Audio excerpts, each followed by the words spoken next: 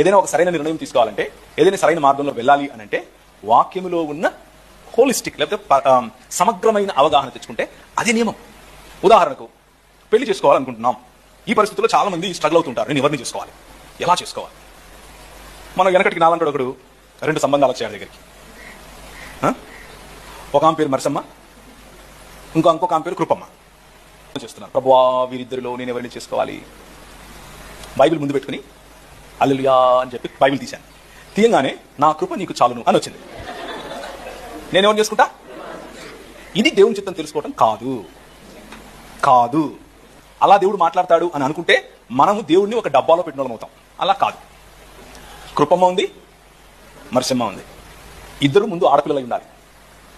పురుషుడు పెళ్లి చేసుకోవాలనుకుంటే ఆడపిల్ల అయి ఉండాలి. ఎందుకు? అది దేవుని నియమం. ఒక స్త్రీకి ఒక పురుషుడినే దేవుడు చేశాడు, లేదా ఒక పురుషునికి ఒక స్త్రీని దేవుడు చేశాడు. ఇది దేవుని నియమం. 2 మరసమ్మ, కృపమ్మ వీళ్ళిద్దరూ క్రైస్తవులే అయి ఉండాలి, లేకపోతే దేవుణ్ణి తెలుసుకున్న వారే అయి ఉండాలి. మళ్ళీ క్రైస్తవులు అని అంటే మాకుల పొల్ల అని అనుకునే పొరపాటున అలా కాదు. దేవుణ్ణి తెలుసుకున్న వాళ్ళే అయి ఉండాలి.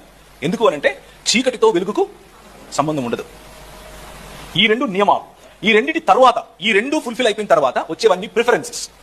ఉదాహరణకు నేను ఎంబీబీఎస్ డాక్టర్ని, నాకు కూడా ఇంకొక డాక్టర్ తోడైతే బాగుంటుంది, తప్పేం లేదు.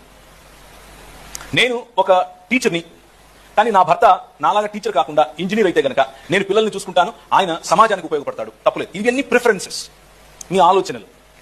ఈ ప్రిఫరెన్సెస్ లో మీరు మీ పరిచర్య కోసం, మీ స్థానిక సంఘ అభివృద్ధి కోసం, అలాగే మీ వ్యక్తిగత ఆత్మీయ లేకపోతే ఆధ్యాత్మిక దేవుని రాజ్య పని కోసం మీరు పెట్టుకునేటటువంటి ప్రిఫరెన్సెస్ ఏవైతే ఉన్నాయో ఇవన్నీ కూడా దేవుడు ఆనర్ చేస్తాడు, మీ ఇష్టం, నో ప్రాబ్లం. కానీ మొదటి రెండిట్లో మాత్రం ఎలాంటి పరిస్థితుల్లో కాంప్రమైజ్ లేదు. పురుషుడు చేసుకుంటాను అన్నా, స్త్రీని చేసుకుంటాను అన్నా అది దేవుని నియమం కాదు. అలాగే క్రైస్తవేతరుడిని క్రైస్తవురాలు చేసుకుంటాను అంటే అది దేవుని నియమం కాదు. మిగిలినవి మీ ప్రిఫరెన్సెస్. ప్రార్థించండి, సమయం తీసుకోండి, స్నేహితులున్నారు, పెద్దలున్నారు, పాస్టర్లున్నారు, సమయం గడపండి వారితో. వాళ్ళ దగ్గర కొంచెం వాళ్ళ విజ్డమ్, వాళ్ళ జ్ఞానాన్ని కొంచెం తీసుకోండి. మీకు నచ్చింది, మీకు ఉపయోగపడేది, మీ అభివృద్ధికి ఉపయోగపడేది స్పష్టంగా తెలుసుకొని మీరు పెళ్లి చేసుకోండి. హైదరాబాద్ లాంటి చోట్లలో లేదా విశాఖపట్నం లాంటి చోట్లలో ప్రీ మ్యారిటల్ కౌన్సిలింగ్ అనేది ఉంటుంది. అంటే పెళ్లికి ముందు కౌన్సిలింగ్, ఆ అమ్మాయి యొక్క పర్సనాలిటీ మీ పర్సనాలిటీ సెట్ అవుతుందా లేదా.